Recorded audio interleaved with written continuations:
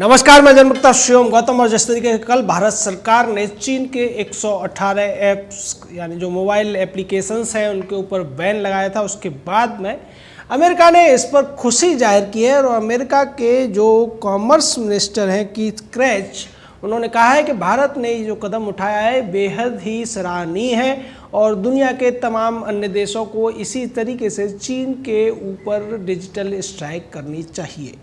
दरअसल भारत अब तक ये तीसरी डिजिटल स्ट्राइक कर रहा है। इससे पहले 59 ऐप्स के ऊपर बैन लगाकर भारत ने डिजिटल स्ट्राइक की थी। उसके बाद में 47 अन्य ऐप्स को, जो कि एक तरीके से प्रॉक्सी ऐप्स थे, डुप्लीकेट ऐप थे, उन पर बैन लगाया गया। और अब 118 और ऐप्स के ऊपर भारत सरकार ने बैन लगा दिया है, जिसकी सराहना दुनिया के तमाम देश कर रहे हैं। और भारत की इस नीति का अनुसरण अमेरिका जैसे देश भी करते हुए दिखाई दे रहे हैं, जिसकी वजह से अमेरिका में टिकटॉक बैन करने का लेकर और तमाम दूसरे एप्लीकेशंस को बैन करने की मुहिम चली हुई है। इसको लेकर कीथ क्रेच ने कहा कि भारत ने जिस तरीके से 100 से अधिक चीनी ऐप्स को बैन किया है, हम सभी स्वतंत्रता प्रेमी राष्ट्रों और कंपनियों से इस क्लीन नेटवर्क में शामिल होने का आह्वान करते हैं। और इससे पहले भारत सरकार ने स्पष्ट तौर पर कह दिया था कि ये जो एप्लीकेशंस हैं, मोबाइल ऐप्स हैं, ये भारतीय राष्ट्रीय सुरक्षा के लिए, राष्ट्रीय संप्रभुता के लिए और देश की अखंडता के लिए खतरा उत्पन्न हो रहे हैं। साथ ही साथ जो यूजर्स हैं, जो भारत के नागरिक हैं, उनके लिए भी ये खतरा है। इसलिए इन एप्लीकेशंस को बैन किया जाता है। और ये कहते हुए भारत ने इन एप्लीकेशंस को बैन कर दिया।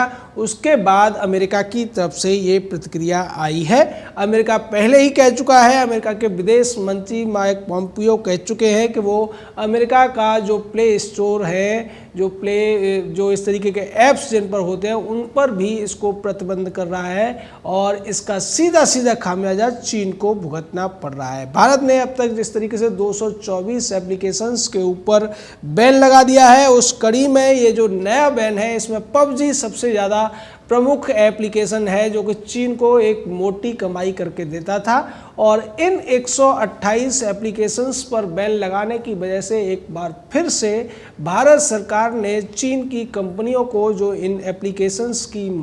मालिक थी या उनके पास मालिकाना हक था, उनको कम से कम 60 से 70 हज़ार करोड़ रुपए का झटका लगने वाला है। और जिस तरीके से गलवान घाटी के बाद जो संघर्ष हुआ था, उसके बाद भारत ने तमाम ऐप्स पर बैन लगाया था। उसकी प्रतिक्रिया में भारतीय व्यापारियों ने भी चीन से अपना जो आयात था उसको काफ़ी कम कर दिया था और ये आयात घटकर 44% इसमें कमी आई। और इसका खामियाजा सीधे तौर पर चीन की अर्थव्यवस्था को भुगतना पड़ा। और अब जो नया ये डिजिटल स्ट्राइक हुआ है, तीसरी बार ये जो हुआ है, उसका भी असर पड़ता हुआ निश्चित तौर पर दिखने लगा है। चीन की तरफ से प्रतिक्रिया आ चुकी है। चीन ने ये कहा है कि भारत सरकार ने जिस तरीके से एक बार फिर से 118 एप्लीकेशंस के ऊपर बैन लगाया है, ये सीधे तौर पर चीनी जो निवेश करता है या चीनी सर्विस प्रोवाइडर जो कंपनियां हैं, उनके हितों के खिलाफ है और चीन इसको लेकर कार्रवाई करेगा।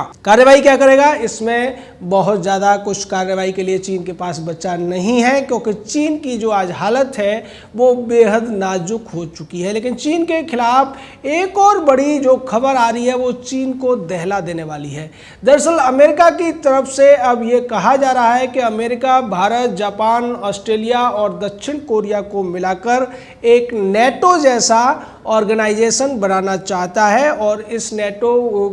की तरह के ऑर्गेनाइजेशन की खासियत ये होगी कि इसमें ये सभी देश बराबर के हिस्सेदार होंगे। और नेटो ट्रीटी यानी कि नॉर्थ अटलांटिक ट्रीटी ऑर्गेनाइजेशन की सबसे बड़ी खासियत ये थी कि ये रूस के बढ़ते हुए विस्तारवादी प्रभाव को, कम्युनिज्म के प्रभाव को यूरोप में रोकने के लिए बनाया गया था। और इसकी जो सबसे ज़्यादा महत्वपूर्ण क्लॉज है, जिसकी चर्चा सबसे ज़्यादा होती है, वो ये थी कि किसी भी देश के ऊपर आक्रमण इन सभी देशों के ऊपर आक्रमण माना जाएगा। और उस तरीके का अगर साउथ एशिया में ये ऑर्गेनाइजेशन बनता है, ये संगठन बनता है, तब निश्चित तौर पर Bharat, Japan, Australia, south Korea और अमेरिका में से किसी भी देश के खिलाफ अतिक्रमण की कार्रवाई चीन अगर करेगा तो निश्चित तौर पर ये सभी देश यानी कि पांचों के पांचों देश उसको खुद के ऊपर कार्रवाई मानते हुए चीन के ऊपर हमला कर देंगे। इस कड़ी की वजह से, इस शर्त की वजह से चीन में खलबली मच गई है और जो अमेरिका के उप विदेश मंत्री हैं उन्होंने कहा है कि इसको लेकर भारत में एक बैठक आने वाले भविष्य के 1-2 महीने में होने वाली है और उसमें सभी देश जब अगर खुलकर इस बात के लिए राजी हो जाएंगे, बराबर की हिस्सेदारी के लिए राजी हो जाएंगे, तब ऐसा संगठन बनकर तैयार हो जाएगा। और ऐसा संगठन बनने से जो बाकी के देश हैं, ऑस्ट्रेलिया हो, जापान हो या साउथ अफ्रीका हो, इनको बेहद मदद मिलेगी, क्योंकि भारत तो अकेले दम पर भी अभी चीन को टक्कर दे पाने में पूरी तरह से सक्षम है और इस बात को पूरी दुनिया मानती भी है। लेकिन ये जो छोटे छोटे देश हैं, इनके जो अधिकार हैं, जो इनके हित हैं, इनको लेकर चीन हमेशा कुछ न कुछ खुरापात करता रहता है। और साथ ही साथ अमेरिका की तरफ से ये भी कहा गया है कि ये जो 4-5 देश हैं, अमेरिका के अलावा जो 4 देश हैं, उसके अलावा भी जो दूसरे साउथ एशिया के देश होंगे उनको भी इस संगठन में आने के लिए छूट होगी और अगर वो इसमें आते हैं तब निश्चित तौर पर एक बड़ा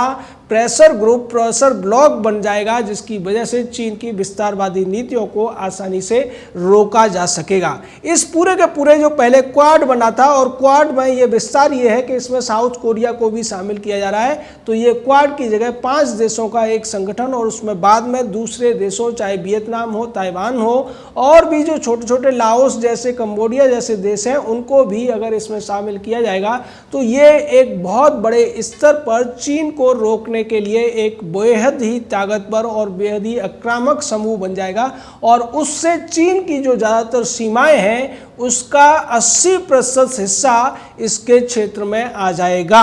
क्योंकि जिस तरीके से चीन की सीमाएं भारत के साथ जुड़ी हुई हैं और उसके बाद जापान से सीमाएं लगती हैं समुद्र के माध्यम से, या फिर कंबोडिया, ताइवान जैसे देश आते हैं, रूस के साथ चीन की सीमाएं हैं और थोड़ी बहुत सीमाएं उसकी मंगोलिया के साथ भी हैं और भी जो दूसरे देश हैं पश्चिम एशिया के, उनके साथ भी सीमाएं हैं। लेकिन ये पूरा का पूरा जो ब्लॉक बनता है उससे चीन फिर एकदम से शिकंजे में आ जाएगा और उसकी जो विस्तारवादी नीतियां चल रही हैं उन पर एक बड़ा शिकंजा भी कसेगा। इस पूरी खलबली के बीच में एक और जो बेहद यहाँ पर जिक्र करने वाली बात है वो ये है कि चीन की जो अर्थव्यवस्था है, चीन की जो खाद्यान्न की स्थिति है वो पहले से बहुत ज़्यादा गिर चुकी है। चीन को 3 देश खासकर खाद्यान्न की सप्लाई किया करते थे, यूएस, कनाडा और ऑस्ट्रेलिया, और ये तीनों ही देश अब कोविड-19 की महामारी की वजह से चीन को अपनी जो सप्लाई है वो बंद कर चुके हैं। उसकी वजह से चीन में भुखमरी का संकट पैदा होने लगा है। पहले से ही चीन में जिस तरीके से कोई भी ऐसी चीज़ नहीं है जिसको चीनी लोग भोजन के तौर पर इस्तेमाल नहीं करते थे। वो कॉकरोच से लेकर छिपकली तक, सांप से लेकर बिच्छू तक और हर यहाँ तक कि चूहिया के बच्चों के व्यंजन तक बनाया करते थे और ऐसी कोई चीज़ नहीं थी, हमें यहाँ जिक्र करने में भी उसका शर्म आती है। ऐसी ऐसी चीज़ों को ये लोग खाया करते थे और उसकी वजह यही थी कि इनके यहाँ पर ज़्यादा खाद्यान्न का उत्पादन नहीं होता है। और दूसरी तरफ कोविड की वजह से दुनिया का जो रवैया चीन के प्रति बदला है उससे चीन की जो निर्यातोन्मुखी अर्थव्यवस्था है उसको बेहद बड़ा झटका लगा है। चीन का निर्यात 50% से ज़्यादा कम हो चुका है और ऐसी स्थिति में चीन के जो कामगार हैं जिनके दम पर चीन अब तक चलता रहा था वो भी बेरोजगारी और भुखमरी की कगार पर आ चुके हैं। इन्हीं सब समस्याओं से अपने देश के लोगों का ध्यान भटकाने के लिए चीन भारत के साथ में अतिक्रमण की कार्रवाई करना चाहता है। भारत को युद्ध में उलझाकर अपने देश के अंदर एक अलग तरीके की भावना पैदा करना चाहता है जिससे देश के लोगों का जो ध्यान है वो वास्तविक समस्याओं से हट जाए और चीन में कम्युनिस्टों के प्रति जो विद्रोह की भावना प्रबल होती जा रही है वो दबाई जा सके। इसके पीछे ऐतिहासिक घटना भी है। 1962 में भी जब चीन ने इसी तरीके से भारत पर आक्रमण किया था उस समय भी चीन की अर्थव्यवस्था जर्जर हो चुकी थी। माओ त्से-तुंग की तमाम रणनीतियों की वजह से चीन में भुखमरी के हालात थे और चीन ने एक भारी गलती कर दी थी कि जो गौरैया जैसी छोटी पक्षी होती है उसको मारने का अभियान चलाया था, जिसका परिणाम ये हुआ था बाद जो पूरा का पूरा 60 का दशक था, बाद में चीन के कुछ विशेषज्ञों की रिपोर्ट इस पर बाहर आई थी और उसमें उन्होंने कहा था कि 60 के दशक में चीन में कम से कम 10 करोड़ लोगों की भुखमरी से मौत हुई थी और इसके पीछे माओ से तुंग की गलत नीतियां ही जिम्मेदार थी। उसी तरीके से जैसे कि अब चीन की हालात बहुत ज़्यादा बुरे हो गए हैं और ये सब चीन की कम्युनिस्ट पार्टी और शी जिनपिंग के शासन की जो गलत नीतियां हैं उसकी वजह से हो रहा है, जिसका खामियाजा चीनियों को भुगतना ही पड़ेगा। लेकिन दूसरी तरफ चीन अगर 1962 जैसी कोई भी गलती भारत के साथ करता है तो इस बार उसके सामना भारत के साथ साथ जापान, अमेरिका, ऑस्ट्रेलिया और साउथ कोरिया जैसे देशों के साथ भी होगा, क्योंकि अब स्पष्ट तौर पर अमेरिका बार बार कह चुका है कि भारत के खिलाफ होने वाली किसी भी चीनी हरकत का जवाब अमेरिका पूरी तरीके से देने के लिए तैयार है। अमेरिका की सेनाएं अगर भारतीय सीमाओं पर नहीं भी आएंगी तब भी अमेरिका साउथ चाइना सी के माध्यम से चीन को पूरी तरीके से घेरने के लिए तैयार खड़ा हुआ है। और इसको लेकर भी माइक पोम्पियो से जब एक सवाल पूछा गया तो उन्होंने कहा कि हाँ, भारत के साथ हमारा सहयोग चल रहा है और भारत के जो युद्धपोत हैं वो दक्षिण चीन सागर में अमेरिकी